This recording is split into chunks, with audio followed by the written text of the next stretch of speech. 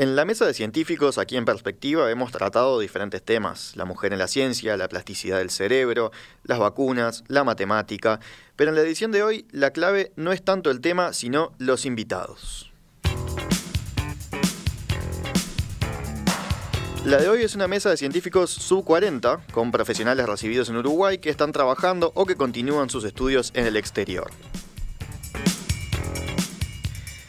Nos acompañan Gonzalo Carlau, que es licenciado en Química por la Facultad de Química de la Universidad de la República, doctor en Química en un sándwich por la UDELAR y por la Universidad de San Pablo en Brasil.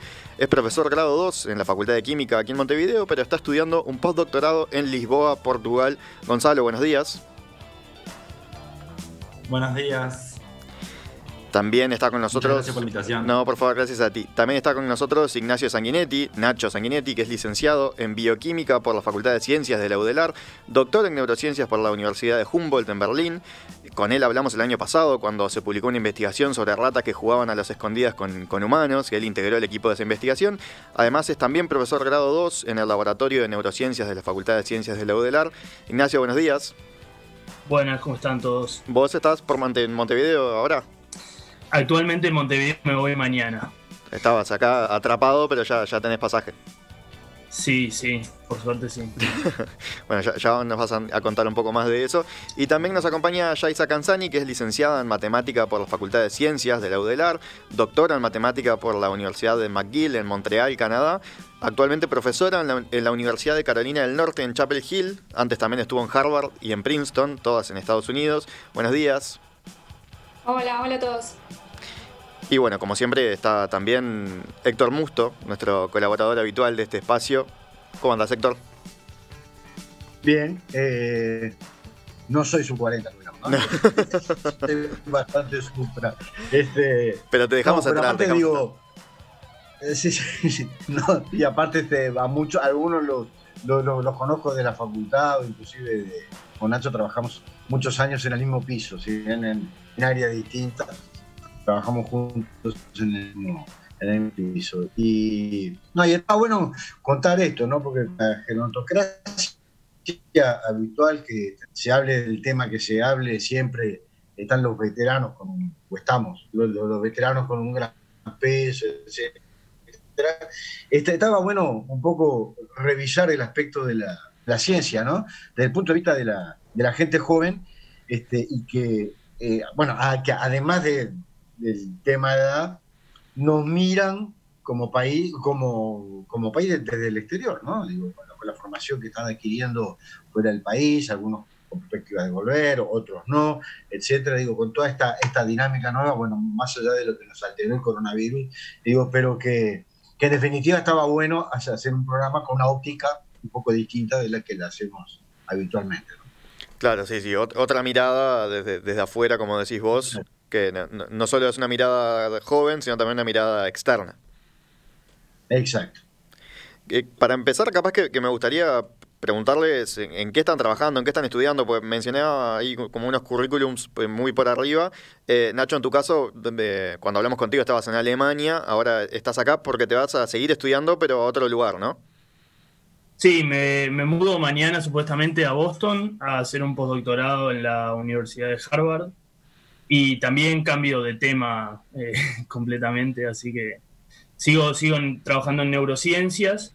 Específicamente voy a trabajar en la intersección de dos departamentos diferentes, un departamento de biología celular y molecular con un neurocientífico que se llama Nao Uchida, y también con el departamento de biología organísmica y evolución con Hopi Hoekstra.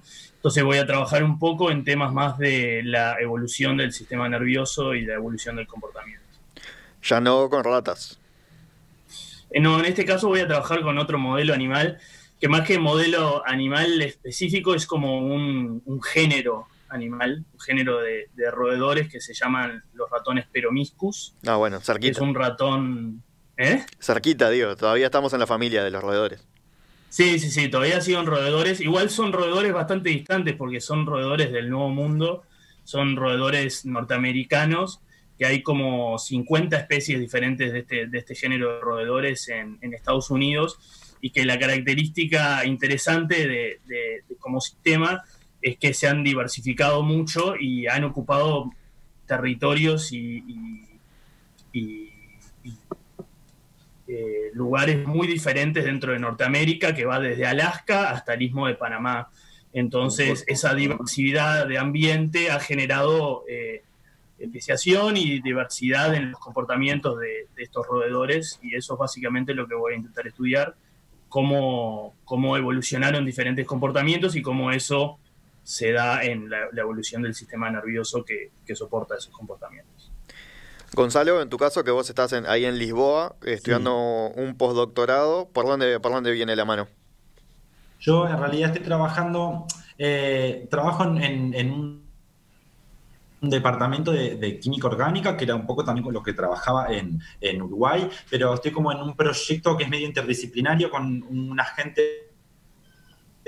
Hay un grupo de microbiología y el grupo nuestro que es de química orgánica, y en realidad la idea es que estamos estudiando un poco la comunicación entre bacterias, ya sea de la misma especie o diferentes especies. Estamos viendo un poco cómo se comunican entre ellas las bacterias, sobre todo para intentar entender mejor y poder controlar, por ejemplo, que ciertas bacterias, por ejemplo en el intestino, se tornen patogénicas o ese tipo de comunicación. Eso es un poco lo que estamos estudiando. Bien, un tema impresionante. Ahí en comunicación, bueno. Comunicación microscópica. Pero yo más en la parte más química y colaboramos con muchos biólogos. Claro. Bien, y Yaiza, vos hace un par de años ganaste una beca, ¿verdad? La beca de la Fundación Alfred Sloan, que es para los científicos jóvenes más brillantes de Estados Unidos y Canadá, o sea, una distinción importantísima. Sí. No le llama, creo que es un premio, no es una beca. En realidad, yo ya no puedo recibir becas acá donde estoy. Pero sí. Sí. Y ahí en la Universidad de Carolina del Norte está en Chapel Hill, que es una de las universidades públicas más importantes en Estados Unidos, ¿no? Sí, es una de las más viejas, además. Creo que es la más vieja de Estados Unidos, dentro de las públicas. Y profesora, ¿de qué sos? Tú sos matemática, pero puntualmente ¿de qué es lo que das clases? Soy profesora de matemática, hago investigación, es en la intersección de geometría y análisis.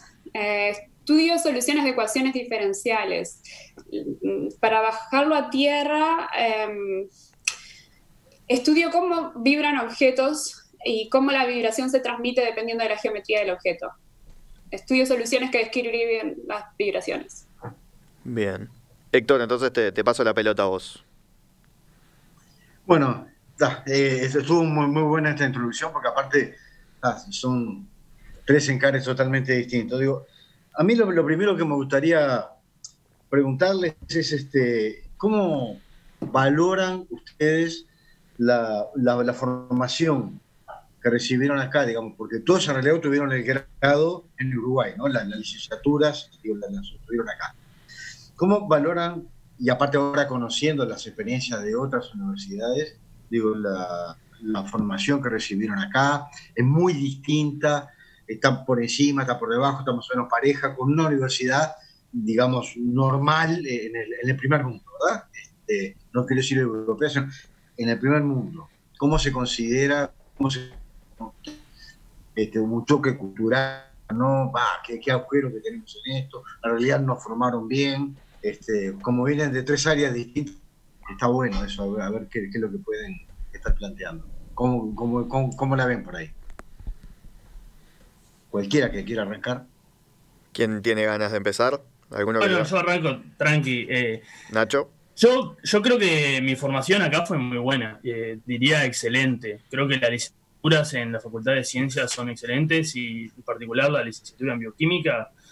Yo sentí que fue una formación muy sólida, donde verdaderamente pude no solo aprender todo lo básico y importante, sino también con optativas también desarrollarme en neurocientífico, porque fue ya dentro de la licenciatura donde empecé a hacer materias de neurobiología con las optativas, Y la verdad que nunca me sentí con esa formación estar en otro nivel con nadie. O sea, siempre verdaderamente me sentí al nivel que tenía que estar para tener una licenciatura, y después con la maestría que también hice en PEDESIVA, que fue una gran maestría, siempre me sentía a la par de todos los demás estando afuera, y me parece que la formación es muy valiosa, y considerando además que es una formación gratuita, es increíble, ¿no? Yo creo que también, para ser simplemente críticos, porque dijiste huecos, qué cosas me parecía que hubo huecos en mi formación, creo que la única cosa así como que siempre recuerdo es para biología específicamente y para bioquímica, es la falta de formación en computación y programación, que eso me he dado cuenta que ha sido un hueco y que es una cosa muy importante, sobre todo en la época que hice la carrera, ¿no? Que yo empecé en el 2004, no sé verdaderamente cómo es ahora, pero la computación y la programación ha sido fundamental para todas las ciencias y para la biología, para cualquier ciencia. Entonces me pareció una cosa que a mí me faltó. ¿Gonzalo? Bien, a mí me parece que también, yo creo que la formación que recibimos, también en Facultad de Química, por lo menos, es muy, muy buena. Yo me enfrenté por primera vez, durante mi doctorado estuve 2 años en San Pablo, entonces la primera salida que me tocó fue dentro de América, una universidad de América de las más prestigiosas de Sudamérica, por lo menos, y me pareció, ahí cuando llegué de entrada me pareció que estaba 100% a nivel la formación que había recibido en Uruguay, ya sea en teoría y también en cuanto a manipulación experimental, a trabajar, a desenvolverse en un laboratorio, había sido súper buena. Y bueno, y ahora cuando que estoy en Portugal, por ejemplo, parece que la formación, tanto a nivel de grado como la que recibí a nivel de posgrado en el doctorado, tanto en Uruguay como en Brasil, fue súper buena, súper buena. Las bases que tenemos están a nivel, por lo menos, de lo que es acá, de lo que es Portugal. Entonces, en ese sentido, me parece que la formación fue súper buena. Tenemos personas súper capaces que son quienes nos han formado y entonces el nivel está muy bien. ¿Vos no te has encontrado algunos huecos así como el que marcaba Nacho? No, hay áreas en donde capaz que hay ramas. Por ejemplo, en el global, dentro de la química orgánica, diría que estamos súper bien. Capaz que hay áreas que se explotan mucho afuera y en Uruguay no tenemos ningún grupo que las esté explotando tanto, pero en términos generales creo que es muy bien, no me parece que hubiera tanto hueco. Son cosas muy específicas, sino ya donde pueden faltar grupos de investigación o cosas así, pero en términos generales está muy bien. ¿Y Yaisa, vos cómo lo ves? Yo tuve la misma experiencia. Yo hice la licenciatura en Uruguay, me fui a hacer el doctorado en Montreal, y el primer año me la pasé tomando cursos de doctorado que ya había tomado en la licenciatura. Eso a mí me dio una ventaja tremenda, porque pude usar el primer año para aprender a hablar inglés, para insertarme en la sociedad. Me dio una ventaja muy grande. La licenciatura en matemáticas es una formación excelente en Uruguay. O sea, en el doctorado, ya lo que empezaste a dar ya era una formación que vos ya tenías de la licenciatura. Sí, el primer año de doctorado en el exterior en general son cursos y tenés que pasar un examen de calificación para poder seguir, y todos los cursos que tomé ya los había tomado. Mira, o sea que la licenciatura bien en ese sentido. Sí, es muy fuerte. Son distintos programas, ¿no? La licenciatura acá en Estados Unidos cubre áreas no solo de matemática, ¿no? Uno no tenés la licenciatura en matemática, uno hace majors y minors, y es como que uno abarca áreas pero en mucho menos profundidad. Entonces eso a mí me dio una ventaja muy grande. Mencionabas el tema del idioma, ¿no? ¿Cómo fue la adaptación ahí en Canadá primero, en Estados Unidos después? Estuvo bien. Montreal es una sociedad que acepta mucho al extranjero, entonces aprender a hablar inglés ahí para comunicarme estuvo bien. A pesar de que Montreal es francófono, Eso te iba a decir. yo en la universidad en la que estaba hablaba inglés y me manejé con eso. Y en cuanto en Estados Unidos también, una vez que tenías la base de idioma ya no tuviste mayor problema para adaptarte a las distintas universidades. Sí, no, después de 5 años hablando en inglés uno puede seguir. Gonzalo, en tu caso, que hablan en portugués, calculo que quizás no fue tan difícil, venías aparte de San Pablo, no fue tan difícil la adaptación en ese sentido. Sí, cuando yo llegué a Brasil, en realidad se hablaba en el laboratorio en el que estaba, se hablaba prácticamente en inglés, porque había una persona que era de Rusia, había 3 de Pakistán, uno de India, algún brasilero y yo. Y entonces, en realidad, en el laboratorio, en la USP, hablábamos en inglés para lo cotidiano. De repente, en un almuerzo, si me iba con los brasileros, hablábamos en portugués. Entonces, también es más cercano el idioma y fue más fácil en ese sentido. Ahora, en Lisboa, acá, el único extranjero estoy siendo yo en este momento. Había algunos ingleses antes, pero ya se fueron. Y como yo ya más o menos manejaba el idioma, hablamos todo en portugués. Si bien el portugués de Portugal es bastante diferente al de Brasil, pero nos entendemos todos. Pero todo lo que tenga que ver con académicos, ya sea seminarios, reuniones de consejo científico, todo es en inglés. Y Nacho, en Alemania, ¿ahí cómo te manejabas vos? ¿Cómo fue la adaptación? No solo en el idioma, ¿no? ¿Cómo fue la adaptación a trabajar ahí en Alemania? O sea, la adaptación con el idioma no fue muy dramática porque hablé inglés. Es más, creo que sé muy poquito alemán. Berlín es una ciudad muy cosmopolita y con gente de todos lados y sobre todo la academia es muy cosmopolita ahí. Entonces siempre hablé en alemán, en inglés, desde el primer día que entré al laboratorio y nunca paré. Y en mi laboratorio había gente de todos lados del mundo, de Japón, de China, de India, de Estados Unidos, de, yo qué sé, Dinamarca, no sé, toda la posible variedad, Uruguay. Entonces siempre hablamos en inglés y yo había aprendido inglés desde chiquito, entonces nunca tuve problema en ese sentido. Es una lástima igual que no hubiera aprendido tanto alemán porque me hubiera gustado saber un poco más de alemán, pero en realidad me pude insertar bastante bien en la sociedad ahí, sabiendo inglés. O sea, vas a comprar algo y todo el mundo te atiende en inglés, o sea, no hay problema. Entonces no tuve como esa necesidad. Y en cuanto a insertarme en Alemania, más en general, la verdad que me encantó porque la ciudad y el país es un país increíble, todo funciona muy, muy bien y son todos muy serios, muy responsables, muy sociales. Entonces me encantó la experiencia de vivir en Alemania. Yo ya había ido, cuando hice la maestría en PEDESIVA acá en Uruguay, yo había hecho unas instancias unas pasantías de investigación en Alemania, en otra ciudad, donde ahí sí era más complicado el tema del inglés. Y me había encantado el país, entonces decidí irme a Berlín y la verdad que fue buenísimo. Héctor.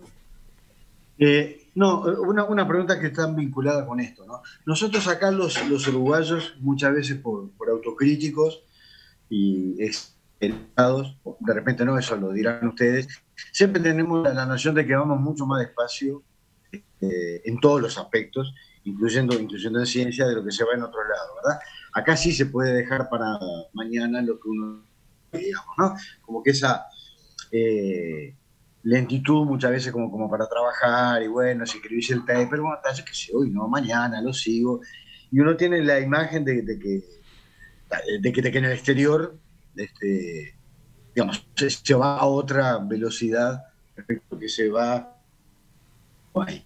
Entonces, desde ese punto de vista, digamos, de lo que es la dinámica interna del trabajo laboratorio, no solamente vivir a la ciudad, ir al supermercado, subir al ómnibus, hablar con el vecino, sino digo, desde la óptica de la dinámica interna de lo que son los laboratorios, ¿verdad? ¿Notaron allí un choque grande en cuanto a la manera de trabajar, a la velocidad, digamos, a la cual van, dejando de lado el aspecto plata sobre el experimental, que ahí está claro que hay una diferencia grande, digo, con el Uruguay, pero digo, desde el punto de vista más intelectual y de comportamiento del trabajo, ¿hay una diferencia entre las universidades que visitaron ustedes, se formaron ustedes, y acá, y cómo se trabaja acá en el Uruguay. Arrancamos al revés, ahora capaz que con Yaisa podemos empezar. Sí, yo no trabajo en un laboratorio, tengo que empezar por ahí. En realidad la mayoría del trabajo que hago lo hago sola, pero sí, hay una diferencia. Creo que en matemática la diferencia viene más bien de que, al menos en Estados Unidos, como funciona el sistema es que no importa en qué universidad estés, la universidad pone mucha presión en que uno obtenga grants. O sea, uno tiene que estar todo el tiempo aplicando para que hayan fondos del exterior entrando a la universidad en la que uno trabaja. Y para que te den estos fondos de investigación, The National Science Foundation acá, por ejemplo, en Estados Unidos, impone que uno tenga una producción de artículos alta y muy frecuente. Entonces, creo que eso es una de las mayores razones por las cuales la gente acá sí se nota como una diferencia en velocidad y de estrés, en realidad. Y también diría que he notado esa diferencia también dependiendo de las distintas universidades en las que estuve. En Harvard el estrés fue muchísimo más alto que el que vi en McGill en Montreal, por ejemplo.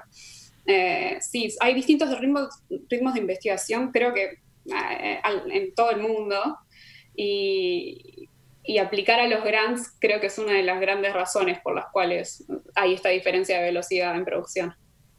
Gonzalo, ¿vos cómo lo ves? Yo sí trabajo en laboratorio, entonces a mí lo que veo, o sea, lo que me parece donde hay más diferencia, ni siquiera no está dada por la voluntad, sino por la accesibilidad a algunos recursos. Y con esto quiero decir, pasa que algo que hiciste no te funcionó. Tenés que cambiar lo que ibas a hacer, entonces necesitas reactivos nuevos. Yo acá hace 2 semanas me pasó eso. Justamente tuve que comprar otro reactivo y me llegó a los 2 días. En Uruguay nunca te llega a menos de 6 meses. Tenés que tener una planificación en Uruguay para que te lleguen esos mismos reactivos con una antecedencia mucho mayor. Entonces, yo creo que a veces los atrasos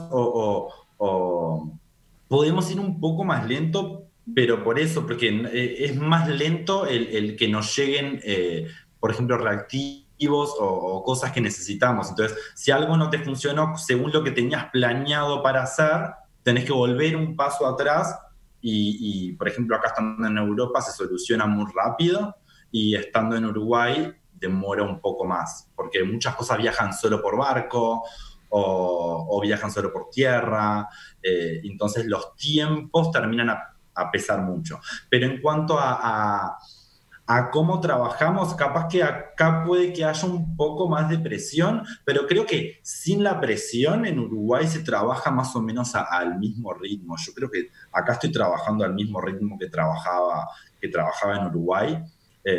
Capaz que allá no me lo exigían de esa manera y acá sí, pero en realidad toda la gente que veo trabaja más o menos al mismo ritmo.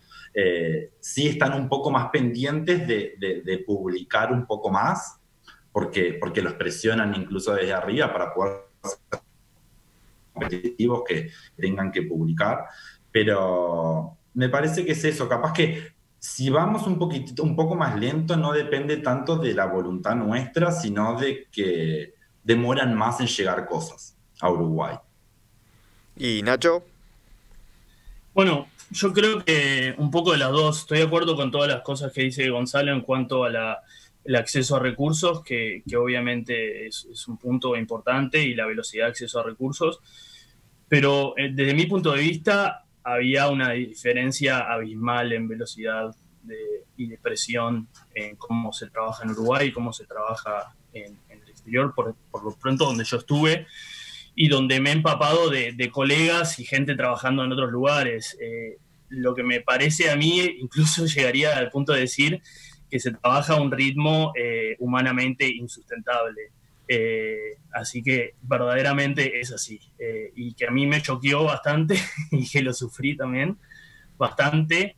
Se trabaja verdaderamente a un ritmo y a una presión insustentable, gente de todos lados del mundo, y no solo no solo es la presión externa que tienen, por ejemplo, los investigadores principales y los profesores, como dice Yaiza, pero también los estudiantes. Eso hace trickle down, es la única cosa que trickle down hacia, no sé cómo decirlo en inglés, pero desciende hacia los investigadores. Sí, se derrama hacia los investigadores jóvenes, como los estudiantes de doctorado y los postdocs. Esa presión que termina siendo luego una presión interna verdaderamente fuerte por manejarse a un ritmo muy veloz para mantener la competitividad propia dentro del sistema, y a mí verdaderamente me choqueó y me pareció muy diferente. Decías que era insostenible y Yaiza hacía que sí con la cabeza. Es que hay momentos, incluso en mi carrera, donde la presión es alta, ¿sí? Estoy ahora escribiendo un grant, el Career Grant, que es un grant que esperan que si uno todavía no tiene... Yo acá trabajo como profesora. En Estados Unidos la posición no es permanente hasta después de 4 años, donde uno aplica a que sea permanente, y si uno produjo suficiente y consiguió los grants que tenía que conseguir, ahí te dan la posición. Y uno de los grants que se espera que uno consiga, que es de esta National Science Foundation, se llama el Career Grant, que es para todas las áreas en realidad. Y nada, hay que preparar este monstruo que se espera que uno obtenga antes de que le den la permanencia en el trabajo. Hay presión, al menos desde mi punto de vista hay presión. Héctor, me estabas levantando la mano, teníamos que hacer una breve tanda, no sé si querés hacer un comentario ahora o si esperamos a la vuelta. No, una cuestión breve, digo, por lo que veo, sí, digo, hay una presión grande, y que no es solamente a nivel individual, para la carrera personal que está haciendo cada uno de ustedes, sino para la propia carrera del laboratorio y hasta para el prestigio de la universidad. Digo, cosa que eso acá en Uruguay no la tenemos así, al menos en esa escala, ¿no? Nada más era este comentario. Estamos en una nueva edición de la Mesa de Científicos, en este caso además Mesa de Científicos Jóvenes. Nos acompañan Gonzalo Carlau, que es doctor en Química, Ignacio Sanguinetti, que es doctor en Neurociencias, y Yaiza Canzani, que es doctora en Matemática, además de Héctor Musto, en su caso doctor en Ciencias Biológicas. Me corrigen desde la audiencia que yo, cuando dije que algunos estaban realizando un postdoctorado, dije que estaban estudiando. Me dicen que no es, el término estudiar no es correcto en ese caso, ¿no? Depende a quién le preguntás, me parece. Los diferentes países te tratan de formas diferentes siendo un postdoc. Por ejemplo, cuando estaba en Alemania era simplemente un trabajador. Era un researcher en la universidad y chao. No era un no sos un estudiante si sos un postdoc en Alemania. Acá en Estados Unidos es lo mismo. Esperan que des clase y que te comportes como un profesor. Sí. En Portugal sos un researcher también. Sos un... O sea que sí, en el caso de ustedes, ninguno califica como estudiante, entonces. Todos están trabajando, investigando. Bien, hecha la aclaración. Héctor, ¿para dónde te querés ir ahora? ¿A dónde te interesa? ¿A qué punto te interesa tocar? Claro, digo, hemos hablado un poco de lo que representa sin duda como choque cultural, digo, lo que significa estar trabajando en laboratorios del primer mundo, o en el caso de Gonzalo, la USPI, que es una de las universidades que, digamos, a nivel internacional lo haga quien lo haga, digo, así que de hecho es una universidad del primer mundo. La de San Pablo, ¿no? La de San Pablo, sí, perdón. Yo le decía, sí, en la jerga hablamos USPI, ¿sí? De la Universidad de San Pablo. Está catalogada junto con la UNAM, con la UBA, anda ahí en la zona, con la UNAM y la de México. Sí, la UBA de Buenos Aires. Buenos Aires, ¿no? Son de las universidades más fuertes de América Latina. Aparte cataloga muy bien a nivel internacional. No, yo le decía, ustedes está todo el choque cultural que representó estar en ese tipo de universidades. Ahora, si lo miramos al revés, ¿tendría alguna ventaja trabajar acá en el Uruguay? Yo sé que es una pregunta que media de y que puede estar planteada, digo, sin pensar, está así, si alguien, después lo podemos conversar, si alguien planifica volver. Yo sé que en el caso de Gonzalo ya tiene un cargo acá, por lo tanto, digo, cuando termine con eso ya tiene cargo y no hay ningún problema. Eso también ya está haciendo carrera allá. O sea, pero más allá de las vicisitudes personales y las asociaciones personales, que son todas válidas, digo, pero ¿tiene ventaja trabajar acá en el Uruguay? Capaz que Gonzalo, que es el que decíamos que... un buen nivel allá. Bien, empiezo yo. Yo creo que trabajar en Uruguay, digo, depende mucho dónde trabajes. En el área química, como el lugar más adecuado o el lugar intuitivo para trabajar sería Facultad de Química. Digo, si bien hay gente que está formada en química, trabaja en el Pasteur o en el Clemente, en el área en el que yo me formé, básicamente que sería trabajar en Facultad de Química. Y lo que veo como diferencia importante es, en el exterior, por ejemplo, acá donde estoy en Portugal, muchos trabajan en institutos de investigación y se dedican exclusivamente a investigar. En facultad, si trabajas en Facultad de Química, vas a tener una componente de investigación importante, pero tu cargo es docente, entonces vas a tener que hacer sí o sí docencia, vas a tener que hacer investigación, extensión, cogobierno y gestión. Entonces, digo, implica mucho más que simplemente investigar. Entonces, en mi opinión, depende mucho de lo que uno busque. A mí la docencia me encanta. Entonces, en realidad, el hecho de que tenga todos esos componentes me parece que es un pro importante trabajar en universidad respecto a un centro de investigación. Pero pueden ser trabajos muy distintos. Un investigador que solo hace investigación es distinto, o sea, no tiene toda esa carga docente o de gestión capaz que tenemos.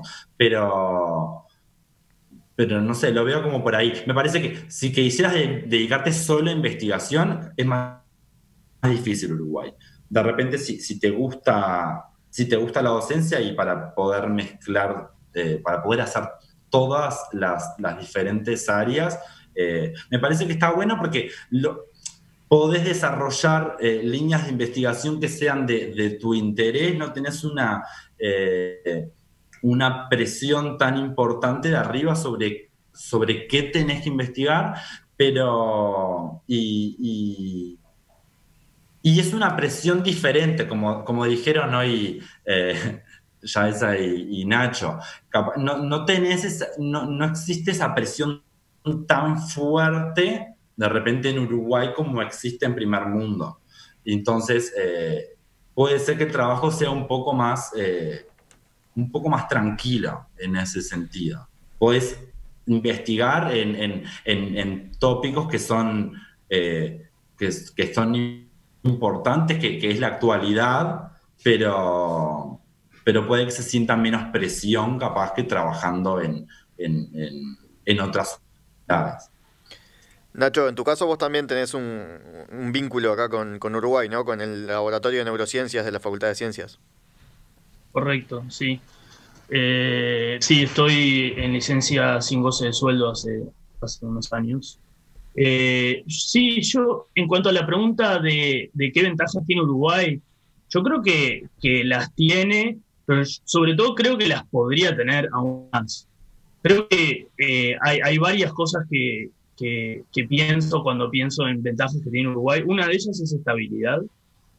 Me parece un país súper estable y me parece que la carrera académica en la universidad es estable también en comparación con lo que decía Yaisa hace un ratito. Entonces, hay muchas personas, muchos excelentes científicos en todo el mundo, en el primer mundo, que verdaderamente se están rompiendo la cabeza intentando buscar un lugar donde trabajar y donde tener estabilidad. Yo creo que en lo que a Uruguay le falta de capacidad para insumos, para investigación, lo ofrece con una vida que es más sustentable y más estable y que tiene todos estos componentes que Gonzalo también menciona. Pero yo creo que con un poco más de verdad de inversión en investigación y de hacer una oferta más interesante y mejorar la calidad de vida y la calidad de acceso a hacer ciencia para los investigadores, Uruguay podría competir un poco más porque la gente verdaderamente, como lo veo yo en el primer mundo, necesita como... y todo el mundo reflexiona en cómo el científico ha perdido esa capacidad de estabilidad, de libertad para poder pensar en sus proyectos, para poder crear cosas sin presión, para poder ahondar en sus proyectos y que lo que publica sean cosas que tengan firmeza. Entonces, yo creo que algunas de esas cosas Uruguay verdaderamente las tiene, además de, como mencionamos, tener recursos humanos muy valiosos y muy bien entrenados. Yaisa, en tu caso sos la que más ha cortado líneas con Montevideo. Estás, como decía Héctor, estás haciendo carrera ahí en Estados Unidos. ¿Vos cómo lo ves?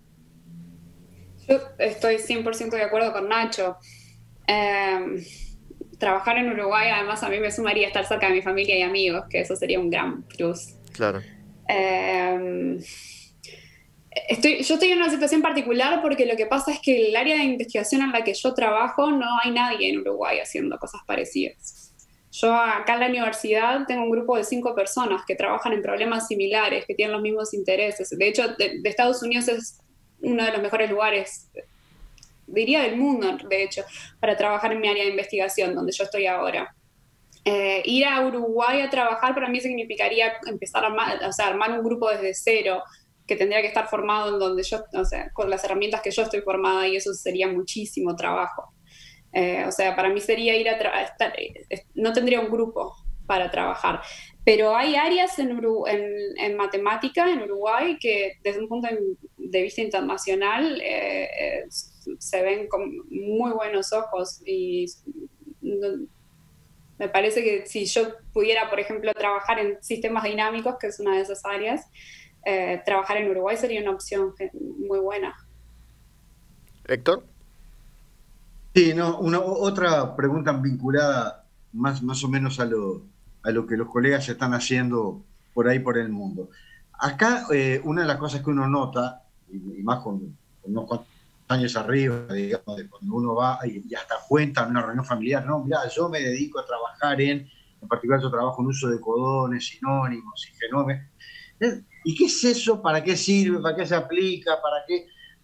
Digamos, ¿no? Como que existe como una especie, como en nuestro país, como de cuestionamiento social a qué es lo que estamos haciendo y si no se le ve muchas veces una utilidad inmediata, yo no digo por supuesto dentro del sistema académico, ¿no? Sino a nivel general de la sociedad, incluyendo el sistema político, o poniéndolo en primer al sistema político, a veces como que cuesta estar explicando qué rol social está cumpliendo uno como científico. En los lugares en los cuales estuvieron ustedes, porque claro, cuando vos decís, Nacho, que estaba jugando a las escondidas con ratas, ¿no? Está precioso, yo escuché el reportaje, eso está genial, pero claro, uno dice, está bien, jugar a las escondidas con ratas, yo qué sé, está bien, divertite con eso, pero ¿qué importancia tiene? ¿Qué vamos a sacar? ¿Qué vamos a vender?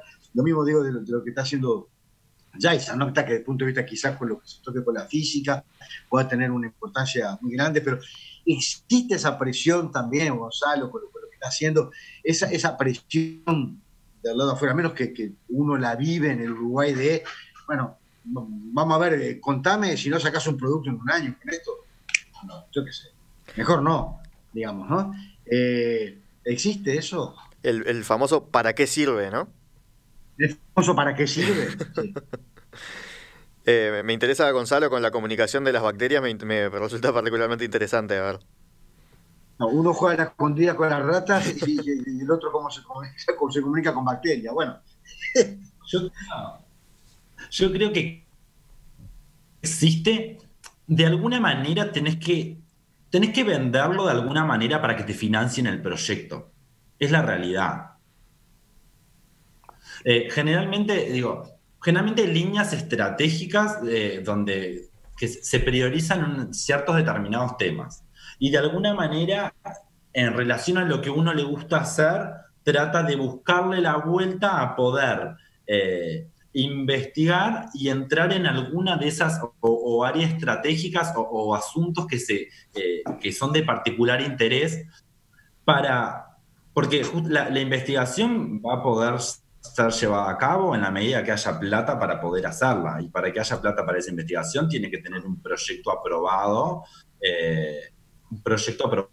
para poder hacerlo. Entonces, pasa mucho de tener que venderlo por ejemplo, en el área de química, te digo como lo veo más yo, capaz de hacer como más investigación fundamental, se puede, pero es más difícil. Si de alguna manera lo podés llevar un poco más hacia química médica o hacia tecnología o hacia algún área, de cierta manera lo podés vender mucho mejor y es más fácil capaz que se financie porque hay más plata para financiar ese tipo de proyectos aplicados. Entonces yo creo que tenemos que muchas veces recurrir a venderlo de cierta manera justamente para poder conseguir plata para la investigación, porque los recursos son finitos, digo, acá o allá.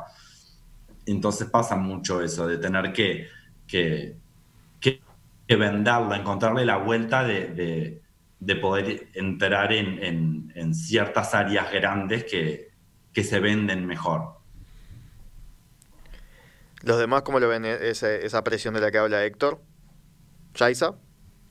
Yo vivo en una burbuja completamente distinta. Yo hago matemática pura. En realidad, cuando dije voy a bajar a tierra y dije que estudio cómo vibran los objetos, estaba dibujando bastante lo que hago. Nada de lo que hago hoy por hoy o de lo que estudié hasta ahora tiene aplicación. Y de hecho, cuando escribo un proyecto de investigación, jamás lo escribo desde el punto de vista de para qué se va a aplicar. Más bien como cuál es el interés científico, puramente científico, cuál es el interés en intentar entender cuáles son los fenómenos que me interesan y cuál es la historia y cuáles son los mayores obstáculos y por es muy diferente. Igual tenemos acceso a muchísima menos plata que la que tienen ustedes. Entonces capaz que por eso no hay tanta presión para perfilarlo con una aplicación. Pero no, por suerte, en matemática pura, esa presión yo no la vivo. ¿Y Nacho?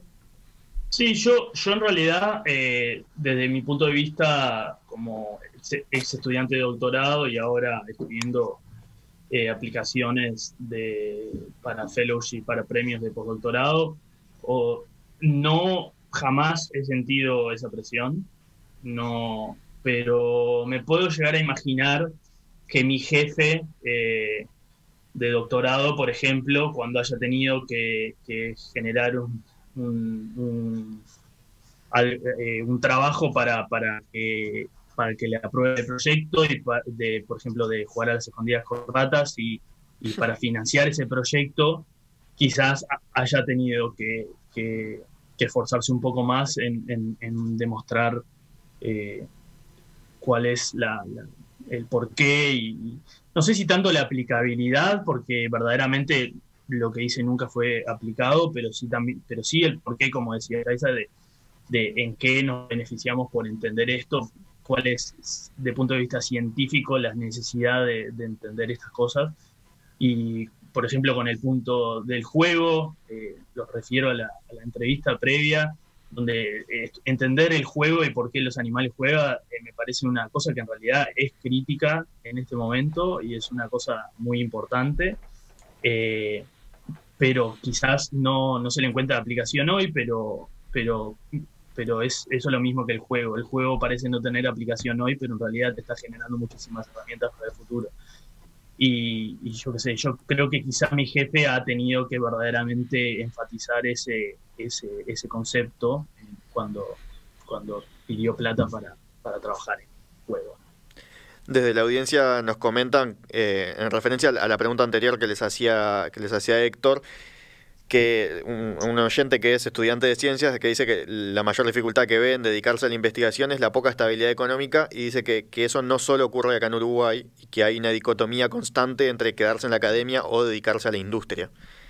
Eso también pasa, no es un dilema que solo se da en Uruguay, entonces. Totalmente. Todas las personas que conozco que me he cruzado en laboratorios y colegas, todos tienen esa pregunta todo el tiempo en la mente. Creo que no es porque verdaderamente les interese la industria, sino por la incapacidad de enfrentarse a ese embudo que va filtrando gente y que no les permite tener una posición científica con estabilidad. Lo mismo en matemática. La inserción laboral es muy mala si uno quiere quedarse dentro de la academia, entonces la gente se enfrenta al mismo problema. Incluso en Estados Unidos, ¿no? Sí, definitivamente. Se producen muchísimos más doctores de los que la academia puede absorber. Claro. Y tienen que ir a trabajar a algún lado. Vos haces que sí con la cabeza también, Gonzalo. Sí, es que es así. Podés vivir muchos años de becas y nunca ves la estabilidad laboral. Entonces yo creo que desmotiva mucho en ese sentido porque justamente es difícil. Yo tengo la suerte, por lo menos, igual que Nacho y también Yaisa, que conseguí como esa posición efectiva en la UDELAR cuando estaba terminando mi doctorado. Pero si no, realmente, en realidad tenés el doctorado y para conseguir una posición fija en algún otro lugar, tenés que pasar por muchos años de becas de 1 año, 2 años, mudándote de lugares, es difícil. Héctor. No, una pregunta general. Todos más o menos una vez cada tanto, sobre todo cuando hicieron los periodos largos y no se quedaron trancados, pobres como Nacho ahora acá por la pandemia, vienen por el país. La pregunta es, ¿ustedes mantienen vinculaciones con los lugares de origen? Sé que pero mantienen los vínculos con los laboratorios que se formaron, con las instituciones en las cuales se formaron, manejan la posibilidad, por ejemplo, de darle una mano a algún colega más joven que ustedes, digamos, como para que salga al exterior, etcétera. ¿Cuál es el vínculo que ustedes como investigadores uruguayos, jóvenes, radicados afuera, mantienen con el adentro que es el país? Ya estamos pasados de tiempo, así que les pido una respuesta breve, quizás Yaisa. Sí, en tiempo pre-pandemia yo intentaba ir 2 o 3 veces a Uruguay y a dar charlas y aprovechar a ver a la familia, pero sí, se mantiene un vínculo. Por más que trabajo permanentemente acá, de momento sí. ¿Gonzalo? Sí, yo me fui hace poco, hace menos de 1 año, pero sí, claro que mantengo contacto permanente con la gente en Uruguay. No voy a ir a dar cursos porque en realidad dentro de 1 año y medio ya volveré a quedarme definitivamente en Uruguay, pero sí se mantiene contacto. ¿Y Nacho? Sí, yo, o sea, no mantengo un contacto de trabajo, o sea, no trabajé con gente allá, pero sí he dado algunas clases y he dado algunas charlas cuando vengo a visitar, o sea, el contacto, por supuesto que se mantiene. Yaisa Canzani, Gonzalo Carlau, Nacho Sanguinetti, muchísimas gracias a los 3 por darnos estos minutos esta mañana. Y Héctor, también para vos como siempre, y te mando un abrazo. Bueno, muchas gracias. Les agradezco yo también muchísimo que hayan aceptado y de entrada, cosa que no es fácil que se logre. Nos vemos. Muchas gracias. Gracias a todos. Chao, chao.